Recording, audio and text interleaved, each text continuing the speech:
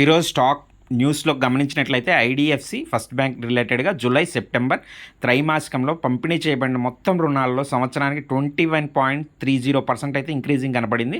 2.22 ల్యాక్స్కి అయితే కోట్లకు చేరుకోవడం జరిగింది. బ్యాంకులో డిపాజిట్లు 32.20 ఇంక్రీజ్ అయ్యి 2.17 ల్యాక్స్ క్రోర్స్కి అయితే చేరుకుంది. ఐడిఎఫ్సి లిమిటెడ్ కంపెనీ విలీనం చేయడానికి కూడా బ్యాంక్ పూర్తి చేయడం జరిగింది. సేమ్ గెయిల్ వచ్చేసరికి 2.5 గిగావాట్స్ పునరుత్పాదక రెన్యూవబుల్ ఇంధన ప్రాజెక్టులకు సంయుక్తంగా ఏర్పాటు చేసేందుకు ఏఎం గ్రీన్తో అవగాహన ఒప్పందం కుదుర్చుకుంది. హెచ్డిఎఫ్సి రిలేటెడ్గా సంవత్సరానికి 7% ఇంక్రీజింగ్ నివేదించి 25.1 ల్యాక్స్ వరకు అయితే స్థూల రుణాలు పంపిణీ చేయబడ్డాయి. జూలై సెప్టెంబర్ త్రైమాసికంలో కోటి డిపాజిట్లు బ్యాంకులో 15.10% ఇంక్రీజ్ అయ్యి 25 ల్యాక్స్కి అయితే చేరుకోవడం జరిగింది.